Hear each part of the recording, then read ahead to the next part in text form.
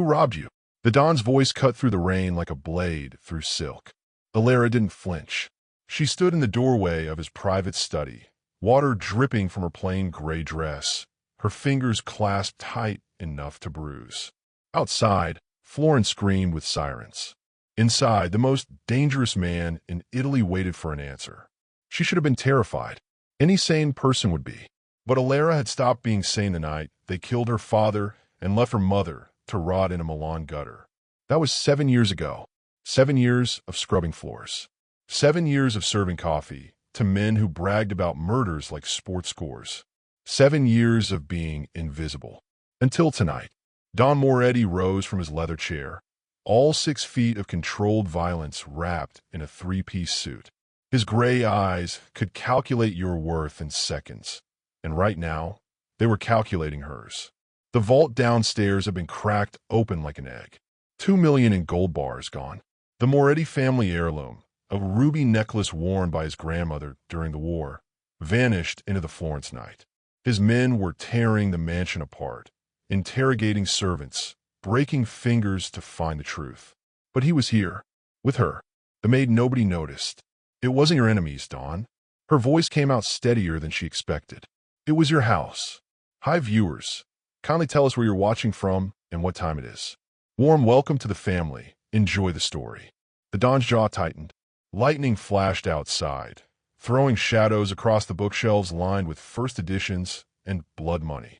His hand moved to his waist, where she knew he kept a pistol. The same pistol he'd used to execute a traitor last month in this very room. She'd cleaned the carpet afterward. The stain never quite came out. Explain. One word. That's all he gave her. Alara's hands trembled now, but not from fear. From rage that had been simmering for 7 years, finally reaching its boiling point. She pulled a folded paper from her apron pocket, soggy from rain, but the ink still readable. A name, a date, a bank account in the Cayman Islands. Marco D'Avilio, she said, your head of security, the man who's eaten at your table for 15 years. He planned it with your accountant and your driver. They've been skimming for months. Tonight was just a grand finale. Moretti snatched the paper from her hand. His eyes scanned it, and she watched something shift in his expression. Not surprise, recognition, like pieces of a puzzle clicking into place, showing him a picture he should have seen all along. How did you? He stopped himself. Started again. Who are you? That was the question, wasn't it? Who is she? The maid who scrubbed toilets? The ghost who refilled wine glasses during strategy meetings? The daughter of Giovanni Ferretti, the honest accountant who tried to blow the whistle on the D'Avilio family's money laundering operation, only to have Marco D'Avilio himself orchestrate his murder and make it look like suicide? I'm the woman you've never seen, Alara said quietly. Until now, thunder rolled across the Florence skyline. In the distance, she could hear boots on marble floors. Shouts. The sound of men hunting for a thief who'd already disappeared into the network of tunnels beneath the city. Marco was smart. He'd built himself a perfect exit. He'd stolen from a king and expected to vanish like smoke. But he'd made one mistake. One tiny, fatal miscalculation. He'd forgotten that invisible people see everything. Don Moretti set the paper on his desk. His hand moved away from his gun. When he looked at her again, something had changed in his eyes. Not softness. Men like him didn't do soft. But recognition. Respect, maybe. Or the early stages of it. This evidence, he said slowly, it means you've been watching. Planning. For how long? 7 years. 7 years as a maid in my house. Yes. Why? Alara allowed herself a small, cold smile. The kind of smile that doesn't reach the eyes. The kind that promises stories written in scars and midnight vows. Because Marco D'Avilio murdered my father, and I needed to be close enough to the devil to learn how hell really works. The dawn went very, very still.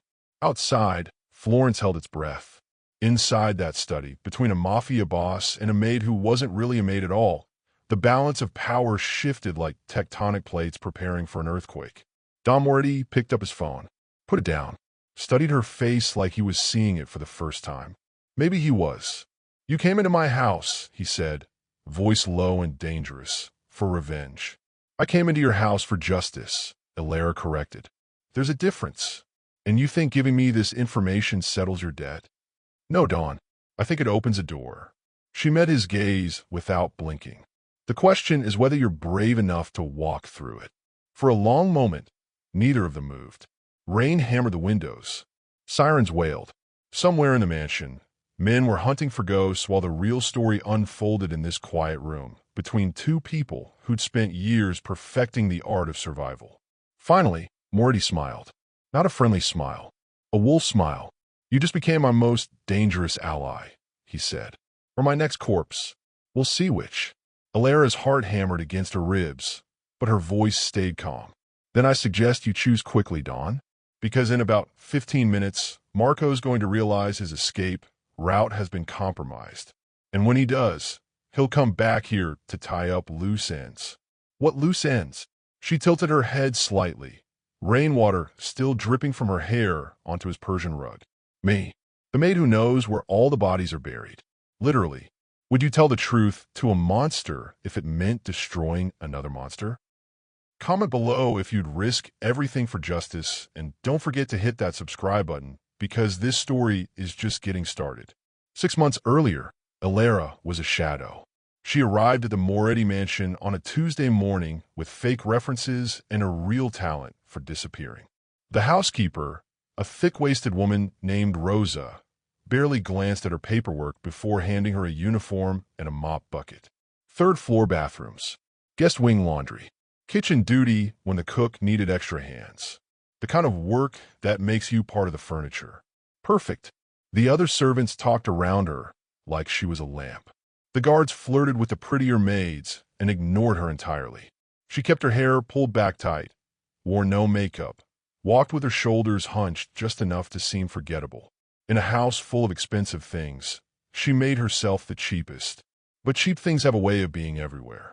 She learned the mansion's rhythm like a heartbeat. Don Moretti took his espresso at 6 in the morning, always in the East Library. His mistress, a blonde named Valentina, left lipstick stains on crystal glasses and complained about everything. His underboss, a man called Sergio, met with crew members in the billiard room every Thursday night. And Marco D'Avilio, head of security, the man who killed her father, walked the grounds at midnight like he owned them. Because in every way that mattered, he did. 3 months into her employment, Alara discovered the real treasure. Not gold or jewels or offshore accounts. Information. The Don's library had a ventilation shaft that connected to the servants' corridor. If you stood on a stepladder near the linen closet, you could hear every word spoken in that room. Contract negotiations, territory disputes, plans to eliminate rivals. She listened to men decide life and death over brandy and cigars, and she memorized everything. That's where she first heard Marco's voice change. It was subtle. Most people wouldn't catch it. But Alara had spent 7 years studying this man from newspaper clippings and police reports and whispered rumors in Milan's underworld. She knew his patterns. And one night in September, while the Don discussed a shipment coming through the port, Marco asked too many questions about the vault's security protocols. Innocent enough. He was head of security, after all. Except his tone carried something else. Hunger. The kind that comes before betrayal. Alara started watching him differently after that. She noticed how he lingered near the Don's office when the accountant visited. How he befriended Paolo, the driver, taking him to bars and football games. How he asked Rosa about the household schedules, which nights had fewer staff on duty. He was building something. A plan inside a plan. So she built one too. Late at night, after finishing her duties, Alara would slip into the Don's study using a master key she'd copied from Rosa's ring. She photographed documents with a disposable camera bought from a tourist shop. Bank statements, property deeds, names of every person in the Moretti organization. She cross-referenced everything with her father's old notes, the ones her mother had hidden in a shoebox before she died. Her father had been tracking Marco D'Avilio's money laundering operation when he was murdered. He'd found connections between the D'Avilios and corrupt officials. A web of dirty cash flowing through legitimate businesses. But he died before he could expose it. The police ruled it suicide. Case closed. Justice denied. Now, standing in the Don's library at 2 in the morning, Alara held a ledger that proved her father had been right about everything. Marco wasn't just laundering money for the D'Avilio family. He was stealing from Moretus too, had been for years, skimming enough to never get caught, but always enough to get rich.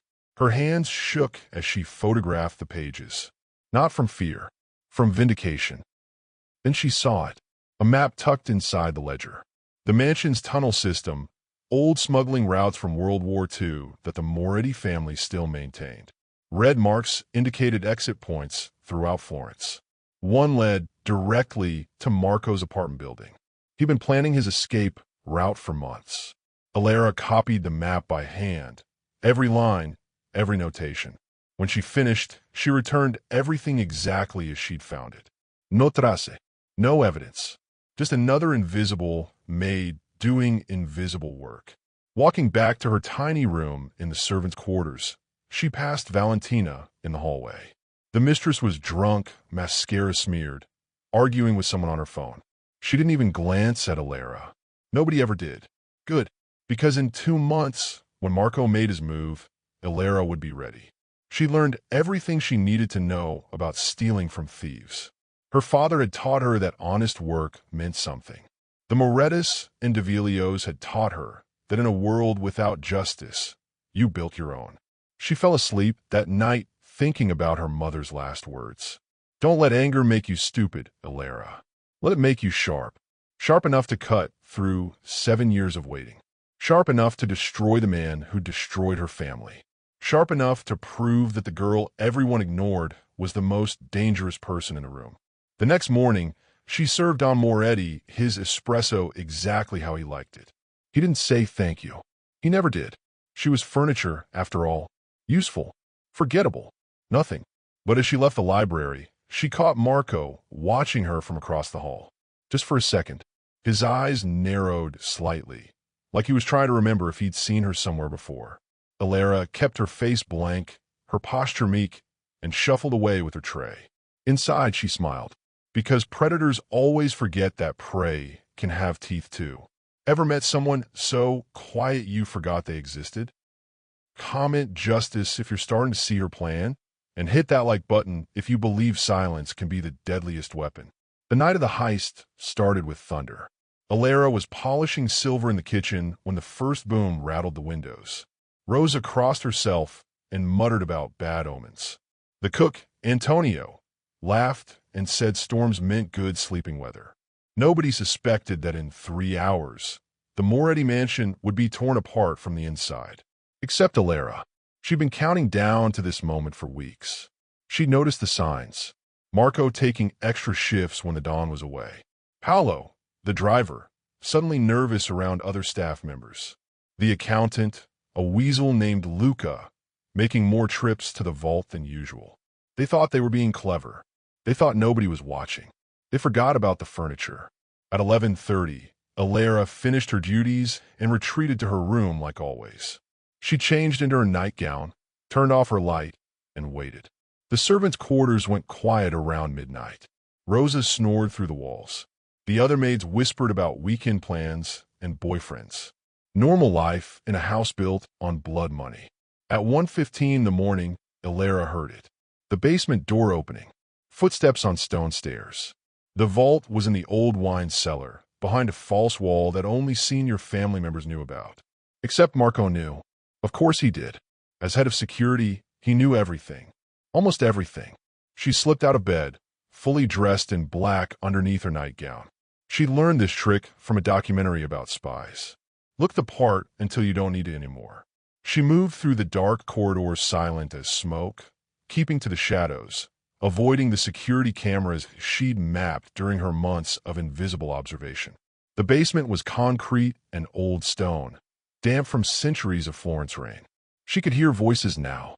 Marco's low growl giving orders. Paolo's nervous laugh. Luca's greedy breathing. They were inside the vault, loading gold bars into duffel bags, wrapping the ruby necklace in cloth. Alara didn't try to stop them. That wasn't a plan. Instead, she did something they'd never expect. She documented everything. Using a camera she'd stolen from one of the guest rooms, She photographed them through a crack in the doorway. Marco's face clear in the vault's emergency lighting. Paolo checking his watch. Luca counting bars like a kid counting candy. Evidence. Beautiful, damning evidence. But she needed more than photos. She needed them caught in a way that would destroy them completely. So she moved to phase 2. 20 minutes later, after the thieves had loaded their haul into Paolo's van and disappeared into Florence's maze of streets, Ilera returned to her room. She waited exactly 30 minutes. Then she screamed. Not a fake scream, a real one, pulled from 7 years of buried grief and rage. She screamed like she'd just discovered the crime of the century, which technically she had. She ran into the hallway in her nightgown, pounding on doors, shouting about noises in the basement. Rosa stumbled out, confused and angry. Other servants emerged, bleary-eyed. The night guards came running, hands on their weapons. Within minutes, the entire mansion was awake. Someone called the Don, who was spending the night at his downtown penthouse with Valentina. He arrived 30 minutes later, fury radiating off him like heat. The vault was empty. 2 million in gold gone. The family heirloom vanished.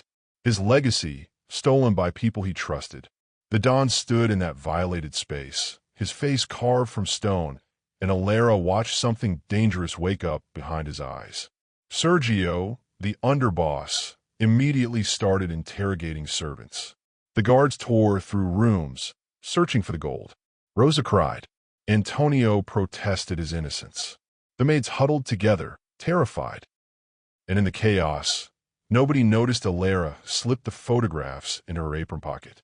Nobody saw her hide her camera behind a loose brick in the servants' corridor. Nobody realized she was the only person in the mansion who wasn't surprised. Because she'd orchestrated the whole thing. Not the heist itself. Marco had done that. But the discovery, the timing, the perfectly staged panic that would force the Don to ask questions he should have asked years ago. Dawn broke over Florence, painting the city gold and red.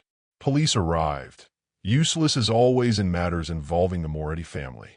They took statements, nodded seriously, and left knowing they'd never investigate further. You didn't investigate the Mafia. You just documented their messes and moved on. By 8 in the morning, the Don had dismissed the police and gathered his inner circle. Sergio, his lawyer, his most trusted captains. They met in the study while rain began falling again, Florence weeping for its own corruption. Ilera was ordered to bring coffee.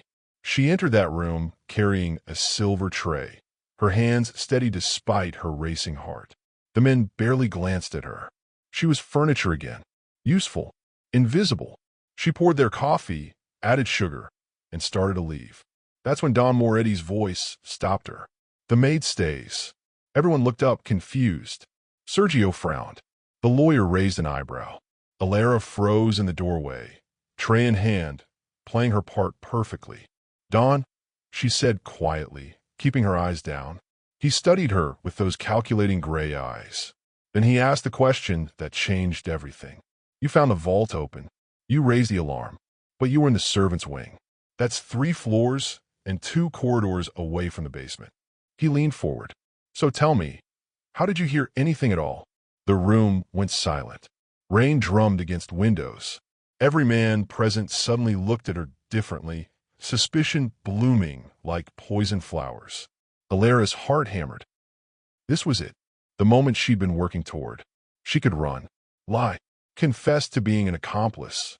100 different paths stretched before her, most of them ending with her body in the Arno River. But she learned something in 7 years of being invisible. The truth, delivered at exactly the right moment, was more powerful than any lie. She set down the tray, reached into her apron, pulled out the photographs. Because I wasn't sleeping, Dawn, she said quietly. I was watching. I've been watching for 6 months. She placed the photographs on his desk. Marco's face, clear as day, loading gold bars. Paolo helping. Luca counting their theft. Time stamped. Undeniable. Who robbed you? She whispered. Your own house did. And I can prove exactly who, when, and where they're running. Would you risk everything to expose the truth, even if it meant standing in a room full of killers? Like this story, if you've ever had to be brave when it mattered most, and don't forget to subscribe because what happens next will blow your mind. Milan, 7 years earlier. That's where Alera's story really started. Her father, Giovanni Ferretti, was a good man in a city that ate good men alive. He worked as an accountant for small businesses, the kind of honest work that paid bills but never made you rich. He believed in numbers that told the truth, ledgers that balanced, taxes filed properly.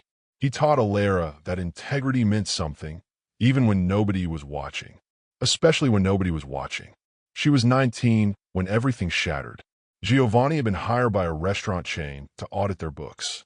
Routine work, except the numbers didn't match. Money flowing in from sources that didn't exist. Expenses that made no sense. He dug deeper, thinking it was simple fraud. What he found was worse. The restaurants were fronts for the D'Avilio family, one of Milan's oldest crime organizations. They were laundering millions through fake receipts and ghost employees. Giovanni did what good men do. He went to the police. Big mistake. The detective he spoke with was on the D'Avilio payroll. Within 24 hours, Marco D'Avilio himself showed up at their apartment. Alera remembered him standing in their tiny living room, all charm and expensive cologne. He offered her father money. A lot of it. Enough to disappear and forget what he'd seen. Her father refused. Some things aren't for sale, Giovanni said. My conscience is one of them. Marcos Maid. Then I hope your daughter inherits a cheaper one. 2 days later, Giovanni was found dead in his car, parked near the river. The police called it suicide. Single gunshot to the head. His gun, his fingerprints. Case closed. Alera's mother, Maria, tried to fight it. She hired a lawyer with money they didn't have. She gave statements. She screamed at detectives who wouldn't listen. The stress killed her within 6 months. Heart attack, the doctor said. But Alera knew better. Her mother had died of a broken heart and broken justice. Watching her husband's murder get erased by corrupt officials who cared more about bribes than truth. At 19, Alera became an orphan with nothing but rage and her father's hidden files. He'd been smart enough to keep copies of everything he'd found. Bank statements, photographs of Marco D'Avilio meeting with politicians, evidence that could destroy the entire organization. But evidence meant nothing without power. She tried going to federal police. They told her the case was closed. She tried journalists. They said it was too dangerous. She tried lawyers. They said she had no standing, no proof beyond her dead father's paranoia. The system had swallowed her family whole and spit out their bones. That's when Alera realized something crucial. Justice doesn't come from institutions. It comes from individuals willing to break rules to enforce bigger ones. She spent a year learning everything she could about the D'Avilio family. Their operations, their connections, their enemies. She discovered that Marco D'Avilio had moved from Milan to Florence, taking a position as head of security for the Moretti organization. A lateral move that made no sense unless you understood Marco's ambition. He wasn't content being a soldier in someone else's army. He wanted his own kingdom.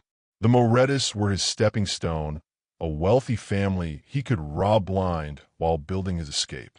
Alera saw her opening. If Marco was robbing the Morettis, she could use that. She could become invisible inside the Moretti mansion, close enough to gather evidence, patient enough to wait for Marco to make his move. Then she'd expose him not just as her father's killer, but as a traitor to the most dangerous crime family in Italy. Let him face Mafia justice. Let him know what it felt like to be destroyed by people who were supposed to protect you. So she burned her identification papers, changed her appearance, created a false employment history using contacts from her mother's church. She became Alera the maid, Alera the nobody, Alera the ghost who served coffee and scrubbed floors while planning revenge that would echo through Florence's criminal underworld. But standing in that basement after her mother's funeral, holding her father's files, she made herself a promise. This wasn't about becoming like them. It wasn't about murder or cruelty. It was about making sure her father's death meant something. Making sure Marco D'Avilio paid for his crimes in a way that exposed the whole rotten system. She packed one suitcase. Inside, she placed her mother's rosary, her father's wedding ring, and a single photograph of them together at Lake Como, back when happiness was possible. Everything else she left behind. The apartment. The memories. The girl who believed justice came naturally. That girl died with her parents. The woman who walked out of Milan was harder, sharper, patient as a knife waiting in a drawer. Florence welcomed her with rain and old stone streets. The Moretti mansion rose above the city like a crown, all Renaissance architecture and blood-soaked history. She stood outside its gates that first morning, wearing her fake resume and real determination, and thought about her mother's last words. Don't let anger make you stupid, Alara. Let make you sharp. She'd spent 7 years sharpening herself, learning, watching, waiting, becoming invisible while building a case that would destroy Marco D'Avilio more completely than any bullet could. Because death was easy. Death was escape. Living with the consequences of your betrayal, watching your empire crumble, knowing you've been outsmarted by a dead man's daughter. That was justice.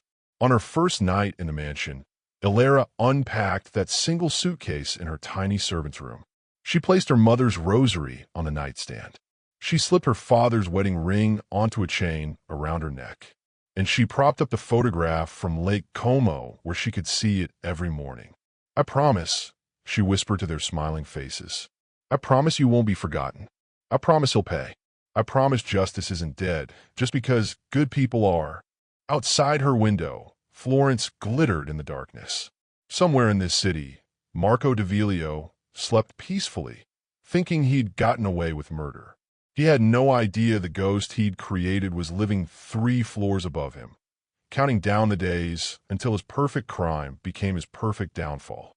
She burned her past that night, lit her old identification papers on fire in the servant's bathroom sink, and watched them turn to ash. Alara Ferretti, daughter of murdered parents, victim of corruption, died in those flames. What rose from the ashes was something else entirely. Something patient, something dangerous, something that knew how to wait for exactly the right moment to strike. She whispered her new purpose into the darkness. They'll pay in silence. Every single one of them. Have you ever had to become someone else to survive?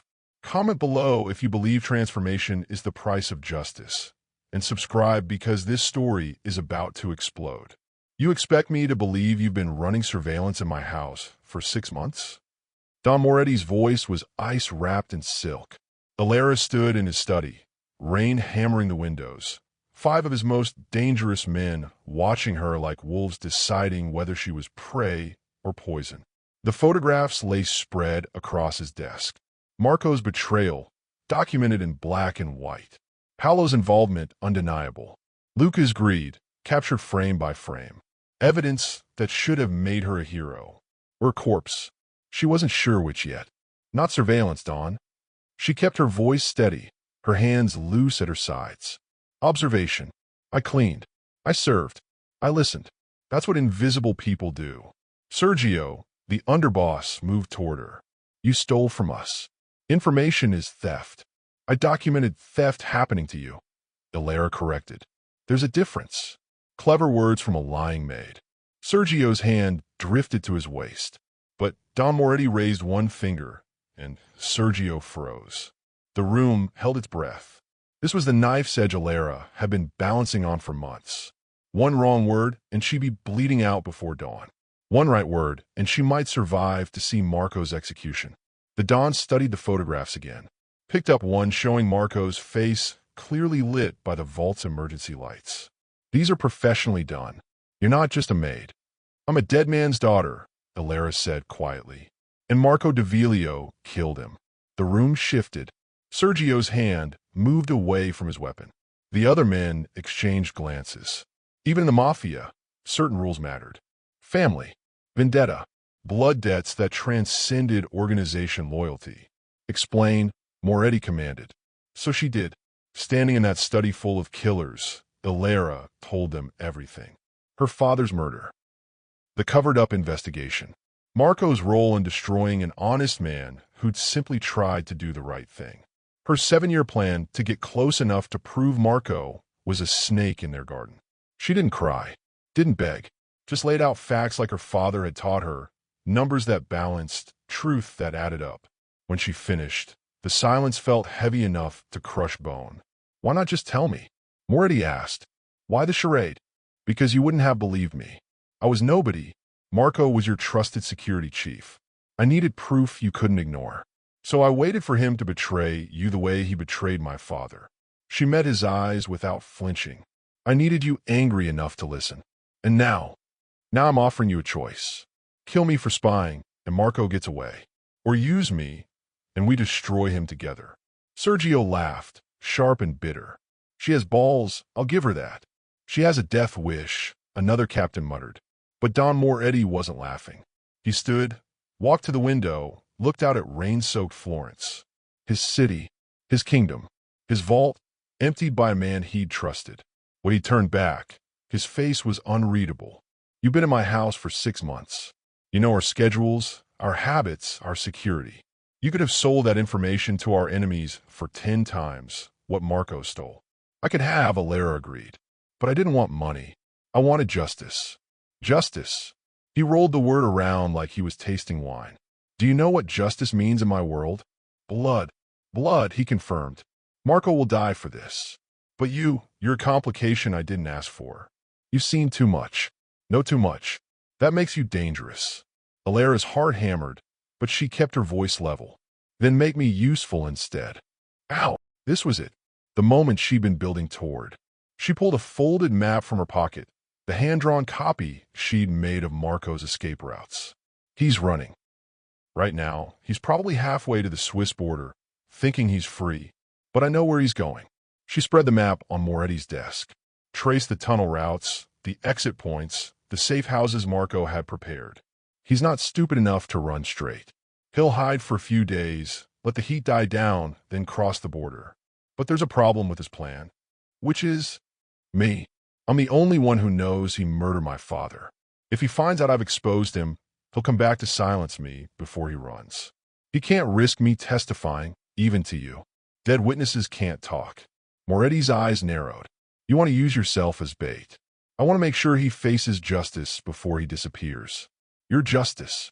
The kind that doesn't get buried by corrupt cops. She paused. My father died because people like Marco believe they're untouchable. I want him to know, before he dies, that a maid destroyed him. That all his planning, all his betrayal, meant nothing because he underestimated invisible people. The room was silent except for rain and breathing. Every man present understood what she was offering. Not just revenge. Something bigger. A restoration of order.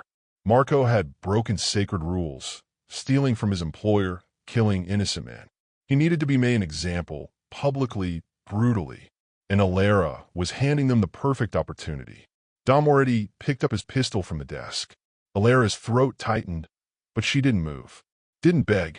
She'd said her piece. Now she'd live or die by his decision. He checked the gun's chamber, studied her face one more time. Then, slowly, he lowered it. You just became my most dangerous ally, he said quietly. Or, on my next corpse. We'll see which. I'll take those odds, Don. You'll do more than that. You'll help us find Marco. You'll testify to what you know. And when this is over, if you survive, you'll explain exactly why I shouldn't put a bullet in you for spying on my organization. Fair enough. Moretti turned to Sergio. Lock down the tunnels. Alert our people at the border crossings. I want eyes on every route out of Florence. Marco doesn't leave this city alive. And the girl? Sergio asked. The girl stays with me. If Marco comes back for her, he'll find me waiting. The Don smile was cold enough to freeze blood. Let's see how brave he is when the furniture fights back. Alera released a breath she didn't know she'd been holding. She'd survived. More than that, she'd won. For the first time in 7 years, her father's killer would face real consequences. Not justice from a broken system, but justice from people who understood that betrayal had a price. As the men filed out to begin the hunt, Don Moretti stopped her with a hand on her arm. His grip was firm, but not cruel. Your father. What was his name? Giovanni Ferretti. I'll remember it. He released her. And Alera, whatever happens next, understand this. You walked into a lion's den armed with nothing but photographs and revenge. That takes either incredible courage or spectacular stupidity. I haven't decided which yet. Does it matter, Don? He smiled, genuinely this time. No. I suppose it doesn't. Outside, Florence held its breath, waiting for blood. Inside that mansion, a maid who wasn't really a maid had just changed the balance of power with nothing but patience, evidence, and the willingness to bet her life on justice. Marco D'Avilio had stolen gold and jewels, but Alara had stolen something far more valuable. She'd stolen the truth and handed it to the only people powerful enough to use it. Enemies become allies when the truth hits hard enough. Comment if you've ever had to trust someone dangerous to get justice. And don't forget to like and share this story, because the hunt is about to begin. Florence burned, but nobody lit a match. 48 hours after Alara exposed Marco's betrayal, the city's underworld erupted in silent warfare. Moretti's men moved through the streets like shadows, dragging information from every informant, every contact, every person who'd ever shaken Marco D'Avilio's hand. 3 of his safe houses went up in flames. His bank accounts frozen, his escape routes cut off one by one. The Don didn't just want Marco dead. He wanted him erased. Alara watched it unfold from the mansion's windows, a front row seat to organized vengeance. She'd expected satisfaction. Instead, she felt something hollow forming in her chest. This was justice, technically. Marco would pay for his crimes. But the violence spreading through Florence, innocent people getting caught in the crossfire, that hadn't been part of her plan. Having second thoughts, Don Moretti appeared beside her, 2 glasses of wine in hand. He offered her one. She took it, but didn't drink. I wanted Marco to face consequences. I didn't want a war. Then you don't understand what you started. He sipped his wine, calm as Sunday morning. When you betray a family like mine, the response has to be loud. Otherwise, everyone thinks they can steal from us. Sometimes justice requires spectacle. My father wouldn't have wanted this. Your father's dead because he played by rules that don't exist in our world. Moretti's voice wasn't cruel, just factual. You came to me because you understood that. Don't pretend to have a conscience now. He was right, and Alara hated it. She'd unleashed something she couldn't control. Marco would die. Yes, but so would others. Collateral damage. The price of revenge in a world where violence was currency. That night, they found Paolo. The driver had been hiding in a cousin's apartment, terrified and stupid. Sergio's men brought him to the mansion in the trunk of a car. Alara heard his screams from her room. They lasted 20 minutes, then stopped abruptly. She didn't sleep. The next morning, Luca the accountant was discovered trying to board a ferry to Greece. He made it halfway across the Adriatic before Moretti's connections caught up with him. They returned his body to Florence as a message. Nobody steals from the Morettis and lives. But Marco remained ghost. 3 days passed with no sign of him. The Don's patience wore thin. His captains reported dead ends and false leads. Marco had gone aground somewhere they couldn't reach, protected by connections or luck or both. Alara knew better. Marco wasn't running anymore. He was planning his revenge, just like she had planned hers. And she was his target. On the 4th night, a package arrived at the mansion gates. Inside, a single photograph. Alara at her father's grave in Milan, taken 3 years ago. On the back, written in neat handwriting, "I remember you now, little mouse." And mice get caught in traps. Don Moretti read the note, his jaw tight. "He's coming for you." "Good," Alara said, surprising herself. "Let him come. I'm done hiding. You don't know what you're saying. I know exactly what I'm saying. Marco thinks I'm still furniture. Still invisible. Still weak." She met the Don's eyes. "But I survived 7 years preparing for this. I'm not afraid of him anymore." That's when she made a request that shocked everyone in the room. "Don't kill him. Not immediately." Sergio laughed. "She's lost her mind." But Moretti studied her carefully. "Explain. Marco killed my father and made it look like suicide. Nobody believed us. Nobody investigated. He got away with murder because he had power and we had nothing." Alara's voice was steady. "I want him arrested. Publicly. I want him tried for my father's murder and his betrayal of your family. I want the whole city to know what he is." "That's not how we do things," Sergio protested. "It's how we're doing this thing," Alara said firmly. "Real justice isn't just death. It's exposure. It's making sure history remembers who he was. My father deserves that. Your family deserves that." The room fell silent. This was a Mafia protocol. This was something messy, more complicated. Justice that involved courts and lawyers and public record. Don Moretti smiled slowly. You want to humiliate him before he dies. I want the truth to matter. Just once. In a world where money buries everything, I want one story that can't be buried. The Don considered this. Then he picked up his phone and made a call. Give me the prosecutor. The honest one, the one who can't be bought. Tell him I have information about the Ferretti murder from 7 years ago. And tell him it comes with protection. Alera's heart jumped. You're serious? Marco needs to die. But you're right about one thing. Letting him die quietly makes him a martyr. Destroying his reputation first? That's poetry. He hung up.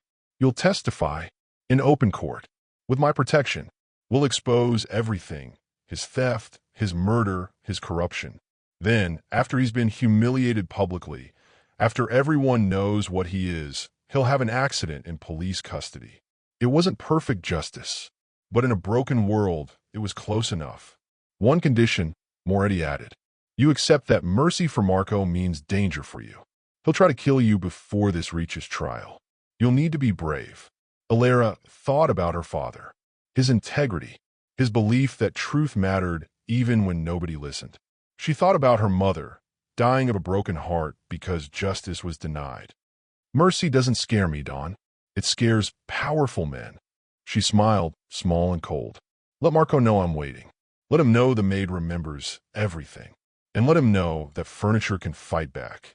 Outside, Florence glowed in the twilight. Inside that mansion, a plan formed that would shake the city's foundation. Not with more violence, but with something more dangerous. The truth, delivered in a courtroom where lies couldn't hide. Marco wanted to silence her. She'd make sure his downfall was broadcast to everyone. Her justice is quiet but deadly. Hit that like button if you believe mercy can be the most powerful weapon, and comment below if you think the truth can actually win in a corrupt world. The maid who brought down the Mafia. That's what the newspapers called her 2 weeks later. Alera's face was everywhere. Television news, magazine covers, social media posts analyzing every detail of her testimony.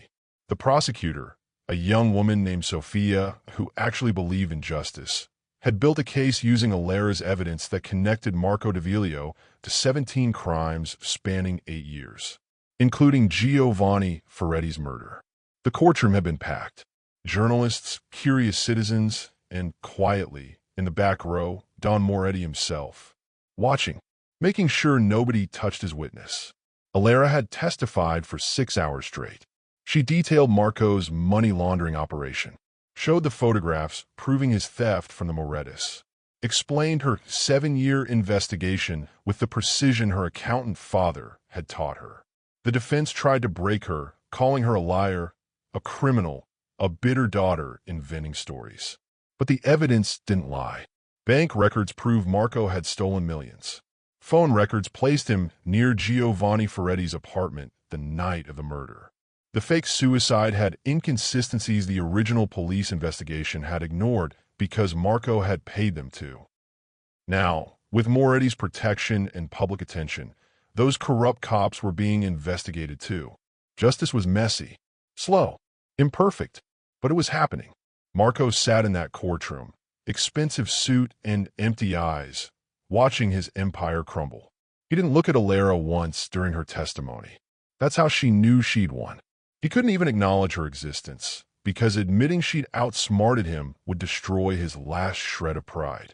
After the first day of testimony, Alera walked out of the courthouse into a wall of cameras and questions. How does it feel? Are you scared?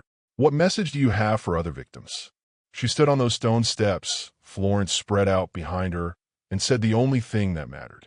My father believed truth was more powerful than corruption. I'm proving he was right. The clip went viral. By evening, she had messages from victims of other crimes, people who'd been silenced or ignored. They called her brave, called her an inspiration. Some called her stupid for taking on the Mafia. Maybe she was all of those things. Back at the mansion, Don Moretti hosted a small dinner. Just Alera, Sergio, and a few trusted captains. They toasted her success, though nobody mentioned how strange it was a crime boss celebrating courtroom justice. "You're famous now," Sergio said, pouring more wine. "The girl who served coffee is now Florence's hero." "Heroes get killed," Ilera replied quietly. "Not while you're under my protection," Moretti said. "Though I admit this is unprecedented. My organization protecting a witness who's exposing Mafia crimes. The irony isn't lost on me." "Why are you doing this?" Ilera asked. "Really? You could have killed Marco quietly. Why allow a trial?" The Don swirled his wine, considering. "Because you were right about something. Mercy does scare powerful men. Every criminal in Italy is watching this trial, watching Marco get destroyed publicly, and they're thinking twice about betraying their employers. You've made fear more effective than violence ever could. So I'm a tool. You're a symbol," he corrected, "of what happens when you underestimate invisible people. Marco thought servants were furniture. Now he's being destroyed by one. That story will outlive both of us." Over the next week, Ilera's life transformed. She moved from the servants' quarters to a guest room. Journalists requested interviews daily. A book publisher offered a contract. Movie producers called about rights to her story. The maid who'd spent 7 years being ignored was suddenly the most visible person in Florence. It felt surreal and dangerous in equal measure, because not everyone was happy about her testimony. Marco's family, the D'Avilios, had powerful connections. Death threats arrived daily. One morning, she found a dead rat on her doorstep with a note. "Snitches drown in the Arno." Moretti doubled her security, but Ilera refused to hide. She'd spent too many years invisible. Now, finally visible, she wouldn't let fear push her back into shadows. The trial continued. More evidence emerged. Witnesses came forward, emboldened by Ilera's courage. Marco's defense crumbled piece by piece. His lawyers argued procedures and technicalities, but they couldn't argue against facts. On the 13th day of trial, the judge read the verdict.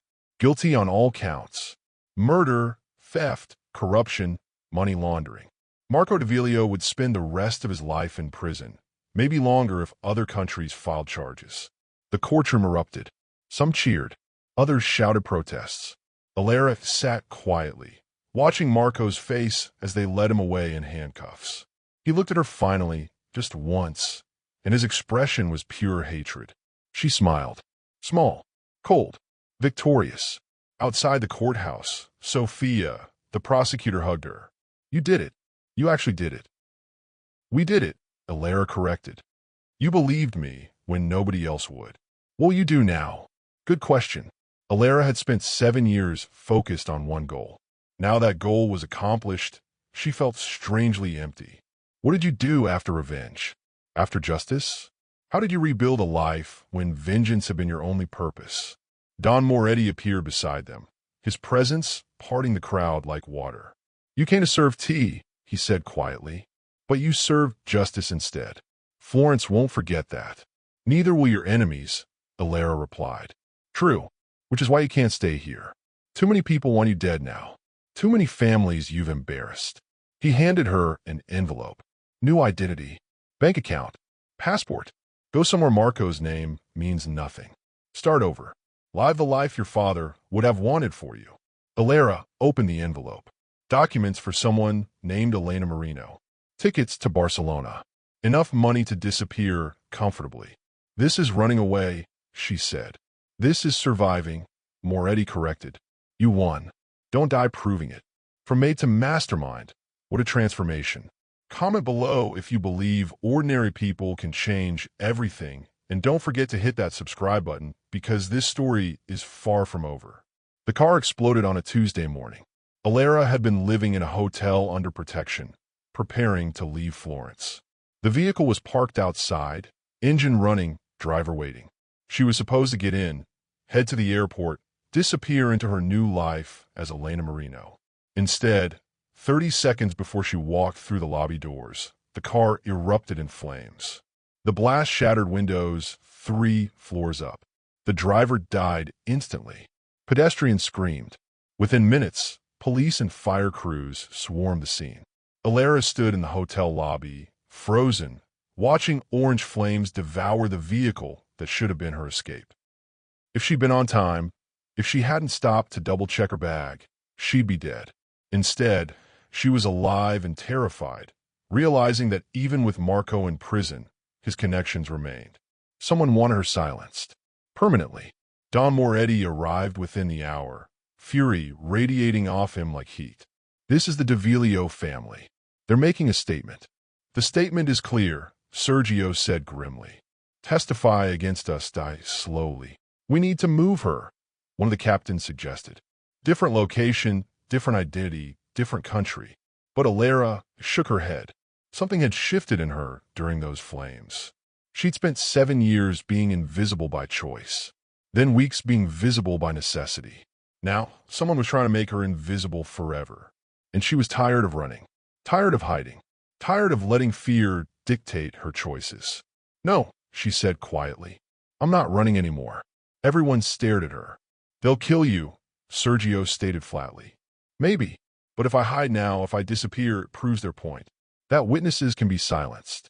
That justice is temporary. That speaking truth means death. Alara's voice grew stronger. I won't let my father's vindication end with my murder. I won't let Marco win from inside a prison cell. You're being stubborn, Moretti said. I'm being strategic, she corrected. They want me afraid, want me running, want the world to see that even with protection, even with truth on my side, I couldn't survive. That discourages other victims from speaking up. She met his eyes. So I'm doing the opposite. I am staying visible. I'm making noise. I'm showing everyone that you can testify and survive. By making yourself a target, by refusing to be a victim. The Don studied her for a long moment. Then, surprisingly, he laughed. You know what? You're crazier than I thought. But you're not wrong. What are you thinking? Sergio asked nervously. I'm thinking we hold a press conference. Right now. In front of this hotel. We put Alara on camera, alive, defiant, and we make it clear that anyone who touches her answers to me personally. Moretti smiled dangerously. They want to make her an example? We'll make her a symbol instead. 2 hours later, Alara stood in front of dozens of cameras, microphones thrust toward her face, journalists shouting questions. Her hand shook slightly, but her voice stayed steady. This morning, someone tried to kill me. They failed. They wanted me dead because I told the truth about Marco D'Avilio, because I exposed corruption, because I proved that even invisible people can demand justice. She paused, letting her words sink in. But here's what they don't understand. You can't silence truth by killing one person. The evidence exists. The trial happened. The conviction stands. My father's name has been cleared. That can't be undone by car bombs or death threats. A journalist called out, Aren't you terrified? Alara almost laughed. Of course I'm terrified. I'm one person against organized crime families with unlimited resources. But terror and bravery aren't opposites. Bravery is being terrified and speaking anyway. What will you do now? Another asked. I'm staying in Florence. I'm not hiding. I'm not running. Because if I stay silent now, justice dies with me. But if I keep talking, if I keep living publicly, it proves that truth can survive even when it's dangerous. The footage spread across Italy within hours. International news picked it up by evening. Alara's defiance became headline news. Witness refuses protection. Mafia target stays visible. Woman who testified says fear won't win. Opinion divided sharply. Some called her brave. Others called her suicidal. Victims' rights groups praised her courage. Security experts said she'd be dead within a week. Don Moretti's phones rang nonstop with calls from other families, some threatening, others negotiating. The D'Avilios sent an official message.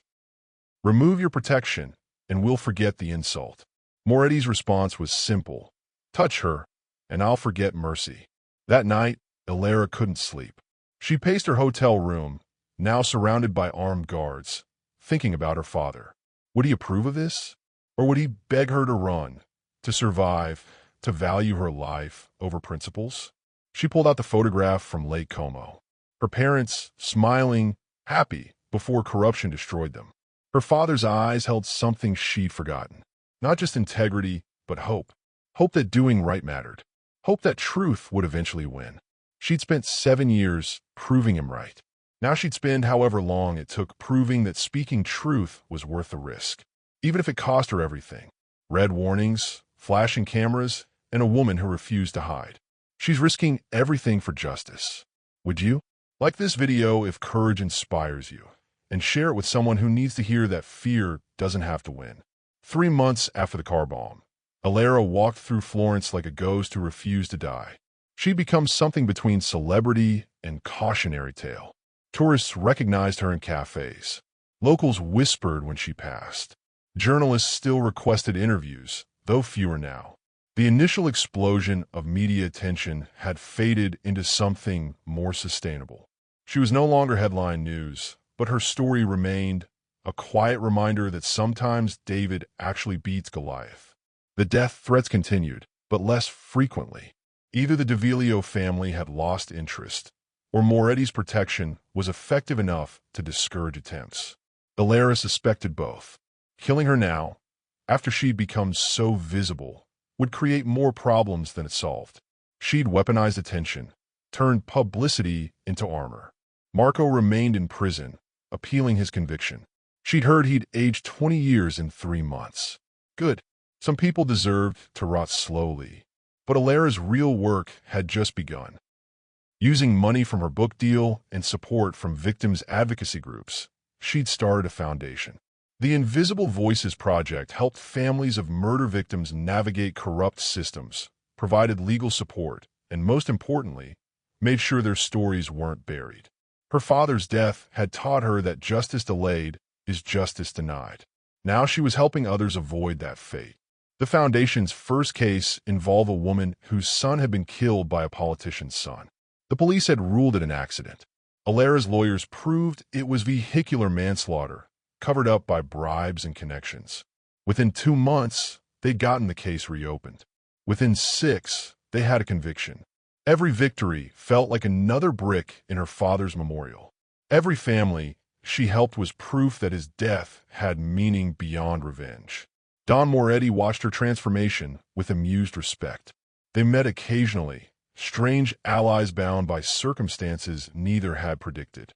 He'd funded part of her foundation, anonymously, because apparently even crime bosses appreciated irony. "You're making me look soft," he complained over coffee one morning. "You're making yourself look human," Alara corrected. "There's a difference. My enemies don't care about differences. Then maybe you need better enemies." He laughed at that. Their relationship was complicated, probably unhealthy by normal standards. But nothing about her life had been normal since she walked into his mansion pretending to be furniture. National headlines began featuring her work. Former Maid turns advocate. Woman who exposed Mafia now fights corruption. News programs invited her to discuss justice reform. Politicians cited her case when arguing for witness protection improvements. She'd become exactly what she'd fought against. Visible, influential, powerful. The irony wasn't lost on her. One evening, walking home from the foundation's office, she passed a young woman sitting on church steps.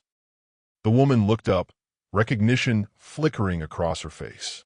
"You're her, the one who testified." Alara nodded, wary. Death threats had made her cautious of strangers. "My brother was murdered 5 years ago. Police said it was gang violence, closed the case. But I know who did it. I have proof. The woman's voice cracked. "I am scared. They're powerful. Nobody will listen." Alara sat beside her. "What's your name?" "Chiara." "Chiara, powerful people count on your fear. They count on you staying quiet because speaking up seems impossible." She handed the woman her foundation's card. "Come to my office tomorrow. Bring your proof. We'll listen, and we'll help you make noise loud enough that they can't ignore." The woman started crying. "Thank you. Thank you so much." Walking away, Alara felt something shift in her chest. This was why she'd stayed. Not for revenge or vindication or fame, but for moments like this, when invisible people realized they could become visible too. Back at her apartment, she found an envelope slipped under her door. Inside, a newspaper clipping. Marco's appeal had been denied. He'd spend the rest of his life in prison. "No parole. No escape." Also in the envelope, a note in handwriting she recognized. Don Moretti's. You came to serve tea, but you served justice. Florence won't forget. Neither will I. Alara smiled, tucked the note away, and looked at her reflection in the window. 7 years ago, she'd been a broken girl with nothing but rage and determination. Now she was something else. Not furniture, not invisible, not just a victim seeking revenge. She was a voice for people who'd been silenced, a fighter for those who couldn't fight alone, living proof that truth could survive even in corrupt systems. Her phone buzzed. Sophia, the prosecutor, texting about another case they could collaborate on. A reporter wanting comment on new legislation. Chiara, confirming tomorrow's meeting. Justice was messy work. Slow, exhausting, imperfect, but it mattered. Every single victory, every voice amplified, every corrupt official exposed, it all added up to something her father would have been proud of. That night, Alara pulled out the photograph from Lake Como one last time. Her parents, smiling, alive, hopeful. I did it, she whispered to their faces. I proved you weren't crazy. I proved truth matters. I proved that good people deserve to be remembered. She placed the photo on her desk, where it could watch over her work. Outside, Florence sparkled in the darkness. Somewhere in this city, another invisible person was gathering courage. Another victim was deciding whether silence was safer than speaking. Another family was wondering if justice was possible. And now, they had an answer, because a Maid had proven that even the quietest voice could echo loud enough to shake empires. Justice can be quiet, but unforgettable. Comment below if you believe one person can actually change the system. And subscribe if Alara's story moved you, because we have more stories like this coming. Barcelona, 5 years later. The cafe overlooked the Mediterranean, blue water stretching to forever. An older woman sat at a corner table, reading a book, coffee growing cold beside her. She wore simple clothes, no makeup, her hair gray at the temples now. Nobody recognized her. Nobody looked twice. Exactly how she liked it. I found her by accident, researching another story about corruption and justice. Someone mentioned a woman who'd testified against the Italian Mafia and survived. Someone said she'd moved to Spain. Someone gave me a name that wasn't the name she was born with. When I approached her table, she looked up with eyes that had seen too much, but somehow still held warmth. Alara, I asked quietly. She smiled. That name doesn't mean anything here. I'm Elena now. May I? I gestured to the empty chair. She considered, then nodded. You're a journalist. I'm writing about justice. About people who fought systems and won. One is a strong word, she said. I survived. There's a difference. Over the next hour, she told me what happened after Florence. The foundation she'd built had grown, helping hundreds of families. But the death threats never fully stopped. The D'Avilio family, even diminished, still held grudges. Eventually, Moretti had insisted. You've done enough. Let someone else carry the torch. So she'd walked away, changed her name, moved to Barcelona, found work translating legal documents, quiet and invisible again, but by choice this time. Do you regret it? I asked. The years of hiding, the danger, everything you sacrificed. She sipped her cold coffee, thinking. I regret that it was necessary. That systems are so broken, ordinary people have to risk everything for basic justice. I regret my parents aren't here to see that their deaths mattered. She paused. But I don't regret fighting. Even if nobody remembered my name, even if it all disappeared tomorrow, I'd do it again. Why? Because silence is how evil wins. Every single time. Corruption counts on good people staying quiet, on victims being too scared or tired or broken to speak up. Her eyes hardened slightly. My father tried to speak up and died for it. I could have let that be the end of the story. Instead, I made it the beginning. We talked about her current life. She volunteered at a women's shelter, helped refugees navigate Spanish bureaucracy, lived simply and quietly. No book deals or movie rights or fame. Just Elena, a translator who occasionally helped people who reminded her of herself. Do you keep in touch with Don Moretti? I asked. She smiled mysteriously. Some questions are better left unanswered. As I prepared to leave, I asked one final question. What would you say to someone facing impossible odds? Someone who wants justice but doesn't know if they're strong enough. Alara, or Elena, or whoever she was now, looked out at the Mediterranean. Waves crashed against the shore, persistent and patient, wearing down rocks through nothing but determination and time. I'd tell them that strength isn't about being fearless. It's about being terrified and acting anyway. I'd tell them that justice doesn't come with applause. It comes when people who mock you whisper your name with respect. She met my eyes, and I'd tell them that even kings answer to silence eventually. You just have to be patient enough to wait for the echo. I left that cafe with a story I couldn't quite capture. How do you write about someone who changed everything by refusing to stay invisible? How do you explain the power of one person with nothing but evidence and courage? Maybe you can't. Maybe some stories live in the space between words, in the courage of ordinary people doing extraordinary things because nobody else will. Alara Ferretti died the night she burned her identification papers. Elena Marino lives in Barcelona, unknown and uncelebrated. But somewhere between those two names, a woman proved that truth could survive corruption, that witnesses could outlive threats, and that sometimes the quietest revolution is the most powerful. Her father believed integrity mattered. Her mother believed justice was worth dying for. Alara proved they were both right. And now, in a cafe overlooking the sea, she lives a life they would have been proud of. Not famous, not powerful, just free. Finally, after years of carrying rage and purpose, she's simply free. Before I left, she handed me something. The photograph from Lake Como, worn and faded now. Tell their story, she said quietly. Not mine. Theirs. Giovanni and Maria Ferretti. Honest people destroyed by corrupt system. They're the heroes. I was just their daughter, finishing what they started. I took the photograph, studied their faces, saw where Alara got her father's integrity, her mother's fierce determination. Real justice doesn't come with applause, Elena said as I walked away. It comes when those who mock you whisper your name in respect. And when the silence finally falls, that's when you know you've won. The Mediterranean wind carried her words away. Somewhere in Florence, Marco D'Avilio rotted in prison, his name synonymous with betrayal. Somewhere in Italy, victims found courage because a maid had proven it was possible.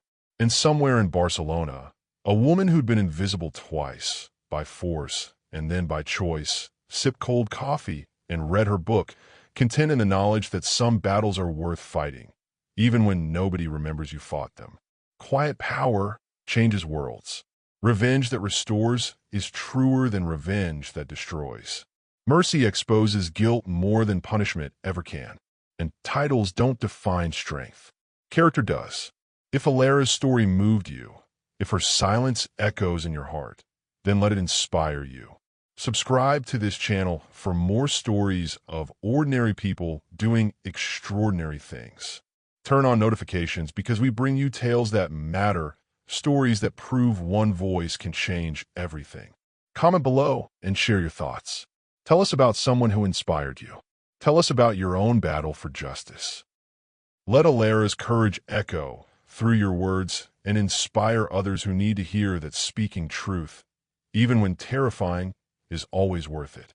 Hit that like button if you believe quiet justice is the most powerful kind. Share this story with someone who needs to remember that invisible people can become unforgettable. And never forget that the world changes not through loud declarations, but through persistent whispers that refuse to be silenced. Thank you for being part of this community. Thank you for believing that stories matter. And thank you for proving that when we listen to each other's truths, we all become a little braver. Until the next story, remember, real justice doesn't shout. It listens. And then, when the moment is right, it speaks with a voice that cannot be ignored.